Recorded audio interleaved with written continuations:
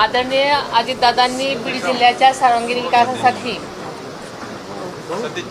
जे स्वप्न पाहिलं होतं त्या विकास दृष्टीला पुढे नेण्याचा आमचा सगळ्यांचाच निर्धार झालेला आहे।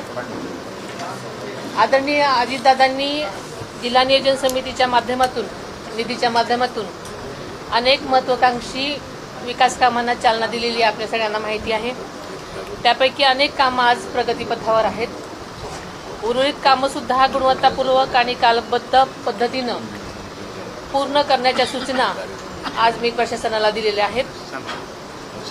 आपल्या जिल्ह्यासाठी सन 2026-27 या वर्षासाठी 623 कोटींचा जिल्हा वार्षिक आराखडा मंजूर करण्यात आलेला आहे। या वर्षीच्या आराखड्यामध्ये शिक्षण, आरोग्य, महिला सक्षमीकरण, पर्यटन, पायाभूत सुविधा आणि ग्रामीण विकास या क्षेत्रांना आम्ही विशेष प्राधान्य दिलेलं आहे। आणि विकास कामं करताना दादांच्या म्हणण्यानुसार त्याचा दर्जा, त्याची पारदर्शकता आणि आर्थिक शिस्त यावर भर देण्याच्या सूचना आम्ही प्रशासनाला दिलेल्या आहेत। आदरणीय दादांच्या निर्देशांप्रमाणे यावर्षीसुद्धा 15 लाखापेक्षा जास्त रकमांची प्रस्तावित कामं प्रस्तावित करण्यात आलेली नाहीत। तसेच एकाच कामाचे तुकडे करून प्रस्ताव देण्याऐवजी एकत्रित नियोजन करण्याच्या स्पष्ट सूचना मी दिलेल्या आहेत। यावर्षीची कामं प्रशासनाची गरज आणि लोकप्रतिनिधींची मागणी यांचा योग्य समन्वय साधून घेण्याच्या सूचना मी प्रशासनाला दिलेल्या आहेत। बीडच्या विकासासाठी रेल्वे हे अत्यंत महत्त्वाचं पाऊल आहे। अहिल्यानगर बीड रेल्वे मार्ग पूर्ण होऊन गेल्या मराठवाडा मुक्ती संग्राम दिनाच्या मुहूर्तावर आपल्याला सगळ्यांनाच माहिती आहे की 17 सप्टेंबर 2025 रोजी या मार्गावर अनेक वर्षांनी रेल्वे धावलेली आहे। बीड परळी मार्गावरच्या वडवणीपर्यंतचं काम पूर्ण झालेलं असून त्याची चाचणीसुद्धा यशस्वी झालेली आहे आणि उर्वरित परळीपर्यंतचं काम अंतिम टप्प्यामध्ये आहे। त्यामुळे बीड अहिल्यानगर परळी वैजनाथ या महत्त्वाकांक्षी रेल्वे प्रकल्पासाठी राज्य शासनाने आतापर्यंत निधीची कमतरता भासू दिलेली नाही आणि बीडला मुंबई आणि पुण्याची थेट रेल्वे जोडणी मिळावी यासाठी केंद्र सरकारने रेल्वे मंत्रालयाकडे सातत्याने आम्ही पाठपुरावा सुरू ठेवलेलाच आहे। आवश्यक तांत्रिक आणि प्रशासकीय प्रक्रिया वेगानं पूर्ण करण्याचे प्रयत्न आमचे सततचे सुरू आहेत। येत्या मराठवाडा मुक्ती संग्राम दिनी म्हणजेच दिनांक 17 सप्टेंबर रोजी बीड पुणे रेल्वे सुरू करण्यासाठी आम्ही प्रयत्नशील आहोत। त्यामुळे नक्कीच 17 सप्टेंबरला आपण दुसरा टप्पा पूर्ण करण्याचा आमचे सगळ्याचे प्रयत्न सुरू आहेत। तसेच बीडमध्ये विमानसेवासुद्धा सुरू करण्याचं आदरणीय दादांचं स्वप्न होतं। त्यासाठी सुद्धा आवश्यक नियोजन आणि पाठपुरावा आमचा सुरू आहे। जिल्हा परिषदेमार्फत आदर्श शाळा, विद्यार्थ्यांना इस्रो भेट, ऊसतोड कामगारांसाठी आरोग्य साथी यासारखे उपक्रम तसेच प्रधानमंत्री आवास योजना आपण इथे यशस्वीपणे राबवली आहे। बीड जिल्ह्यामध्ये यामध्ये रेकॉर्ड ब्रेक काम केलेलं आहे। महिला बचत गटांसाठी सामूहिक पॅकेजिंग आणि लेबलिंग युनिट तसेच बचत भवन उभारण्यासाठी नियोजन करण्यात आलेलं आहे। परळी, अंबाजोगाई, गेवराई, माजलगाव आणि वडवणी इथं सुद्धा या कामासाठी 4,31,00,000 निधींची तरतूद करण्यात आलेली आहे। बीडच्या खेळाडूंना जागतिक दर्जाच्या सुविधा मिळाव्यात यासाठी 25 कोटींचं अत्याधुनिक क्रीडा संकुल उभारण्याचं मंत्रिमंडळानं नुकतीच मंजुरी दिलेली आपल्या सगळ्याला माहिती आहे। त्याचबरोबर 7 तालुक्यांमध्ये प्रत्येकी 5 कोटी खर्चून तालुका क्रीडा संकुलं सुद्धा विकसित केली जाणार आहेत। ऑलिंपिक खशाबा जाधव राष्ट्रीय कुस्ती स्पर्धेचं यंदाचं यजमानपद आपल्या बीडला मिळालेलं आहे। या स्पर्धेच्या आयोजनासाठी निधी जवळजवळ 19,50,000वरून वाढवून तो जवळजवळ 50 लाखांपर्यंत करण्यात आलेला आहे। आदरणीय दादांची इच्छा होती की बीड शहर बारामतीप्रमाणे स्वच्छ, सुंदर आणि नियोजनबद्ध व्हावं। त्या दृष्टीने घनकचरा व्यवस्थापन, पाणी पुरवठा, नागरी सुविधा आणि मनुष्यबळ यांचा सविस्तर आढावा आम्ही या मीटिंगमध्ये घेतलेला आहे. बीड शहरासाठी आवश्यक असणाऱ्या सर्व गोष्टी आम्ही करणार आहोत. आपल्याला माहिती आहे की आम्ही सकाळीच कंकालेश्वर मंदिराला भेट दिलेली आहे, दर्शन घेतलेलं आहे. 12व्या शतकातल्या त्या या ऐतिहासिक मंदिराच्या संवर्धनासाठी आदरणीय दादांच्या पुढाकारानं पुरातत्व विभाग आणि जिल्हा नियोजन निधीतून एकूण 20 कोटीपेक्षा अधिक निधी उपलब्ध करण्यात आलेला आहे. त्यामुळे मंदिरात परिसरातील अतिक्रमण हटवून त्याचं संवर्धन आणि पर्यटन विकासाची कामं आता हाती घेण्यात येत आहेत. मी आज सकाळीच आपल्याला म्हणण्याप्रमाणे सगळीकडे पाहणी केलेली आहे आणि पुढील यंत्रणा राबवण्यासाठी सूचना दिलेल्या आहेत. तसेच आपल्याला माहिती आहे की परळी वैजनाथ विकास आराखडा सुद्धा मागेच दादांनी मंजूर केलेला होता.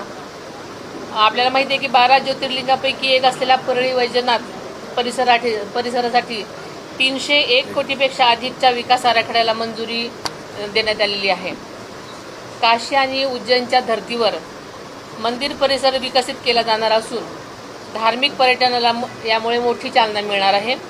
त्यामुळे स्थानिक रोजगाराच्या संधी वाढतील यामध्ये शंका नाही. सध्या वर्षभरामध्ये जवळजवळ 50 लाख भाविक दर्शनासाठी येतात. आगामी काळात यात वाढ होण्याची भरपूर शक्यता आहे आणि ही गृहीत धरूनच त्यासाठी त्या प्रकारचं नियोजन आम्ही करत आहोत. आपल्याला माहिती आहे की अंबाजोगाई येथील स्वामी रामानंद तीर्थ महाविद्यालय आणि ग्रामीण रुग्णालयाच्या विस्तारासाठी 1106 कोटींचा आराखडा तयार करण्यात आलेला आहे. बीड जिल्हा रुग्णालयाचं 360 खाटांचं आधुनिक रुग्णालयामध्ये रूपांतर करण्यात येणार आहे. त्यासाठी विशेष आराखडा तयार करण्यात आला आहे. मी सकाळीच त्या ठिकाणी भेट दिली आहे. CSR फंडातून सुद्धा एका अत्याधुनिक कार्डियाक ॲम्ब्युलन्सचं लोकार्पण सुद्धा आज करण्यात आलं.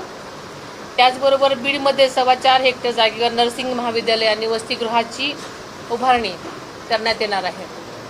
आज सकाळीच बीडकरांच्या सेवेसाठी जिल्हाधिकारी कार्यालयामध्ये उपमुख्यमंत्री वैद्यकीय सहायता कक्षाचं उद्घाटनही करण्यात आलं.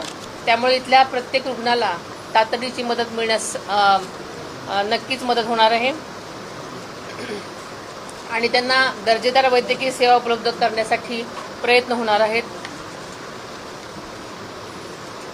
तसेच पुण्यश्लोक अहिल्यादेवी शेतकरी कर्जमुक्ती योजनेच्या पहिल्या टप्प्यामध्ये आपल्या बीड जिल्ह्यातल्या 99,631 शेतकऱ्यांना सुमारे 712 कोटी कर्जमुक्ती देण्यात येत आहे आणि पुढच्या टप्प्यामध्ये जिल्ह्यातल्या आणखी पात्र लाभार्थी शेतकऱ्यांना या योजनेचा लाभ होईल.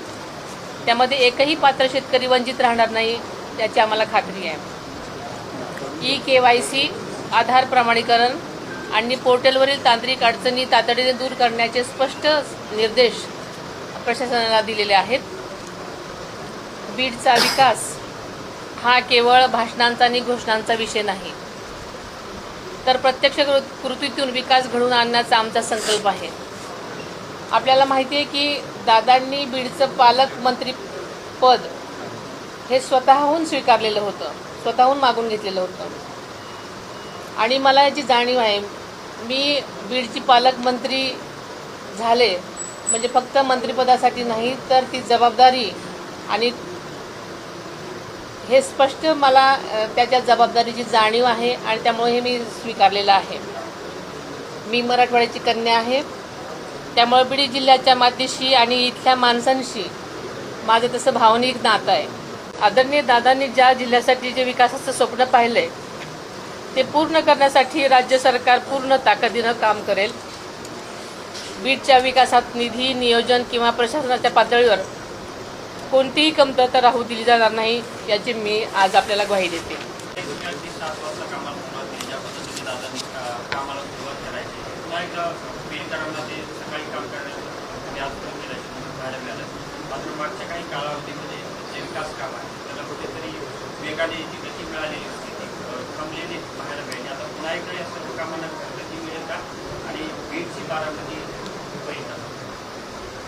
बीडची बारामती सारखं बीड होईल असं. हा तेच खरं तर या मीटिंगसाठी विलंब झालेला होता, पण त्याला काहीतरी कारणं होती. पण माझा संपर्क प्रशासनाशी कायमच होता, कारण मला याची जाणीव होती की रोज चाललेल्या गोष्टी घटना यासाठी ही माझी जबाबदारी आहे आणि मी प्रशासनाच्या प्रत्येक गोष्टीसाठी संपर्कात होते. माझ्या मुंबईलाही बीड जिल्ह्याच्या संबंधित अनेक मीटिंग झालेल्या आहेत, त्यामुळे फक्त मी प्रत्यक्ष इथं नव्हते, पण मी माझा संपर्क रोजचा सगळ्या प्रशासकीय अधिकाऱ्यांशी होता.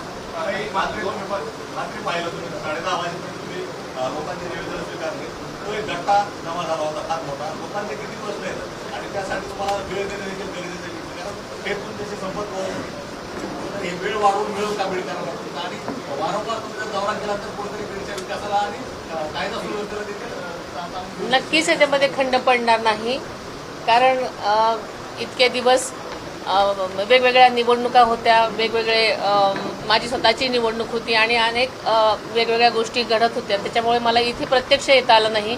पण मी DPDCची मीटिंग पहिली ऑनलाईन घेतलेली होती, त्याच्यामुळे तिथेही खंड पडलेला नाही आणि रोज मी प्रशासनाशी कनेक्टेड असते, त्यामुळे अनेक प्रश्नांवरती ज्या काही गोष्टींचा मला आढावा घ्यायचा असतो किंवा मला काय आदेश द्यायचे असतात, सूचना द्यायच्या असतात, ते मी देत आहे. 2025 मध्ये अतिवृष्टी झालेली होती, खूप मोठ्या प्रमाणात नुकसान देखील झालं होतं, मात्र पीक विमा यावेळेस मिळाला नाही आणि अतिवृष्टीमध्ये पूल वाहून गेलेले आहेत. अद्यापही जशा तसे आहेत. दादांनी पाहणी केली होती, पाहणी केलेले पूल दुरुस्त होतील अशी अपेक्षा होती, मात्र अद्यापर्यंत दुरुस्त झाली नाही. लोकांची अडचण तशीच आहे. काल आणि आज आमची या सगळ्याच विषयांवरती बैठका झालेल्या आहेत. अनेक मागच्या गोष्टींचा आढावा घेण्यात आलेला आहे आणि संबंधित अधिकाऱ्यांना त्या प्रकारच्या सूचना कामं पूर्ण करण्यासाठी देण्यात आलेल्या आहेत. कारण माझ्याबरोबर सगळेच लोकप्रतिनिधी होते, त्यांनी तुम्ही सांगितलेल्या गोष्टी सांगितलेल्या आहेत, त्यामुळे सगळ्यांनीच ज्या काही गोष्टी सांगितलेल्या आहेत, जी काही कामं प्रलंबित होती त्या पूर्ण करण्यासाठी मी सूचना दिलेल्या आहेत. हां, त्यासंबंधी सुद्धा आमची काल चर्चा झाली आणि पुढील कारवाई करण्यासाठी मी सूचना दिलेल्या आहेत.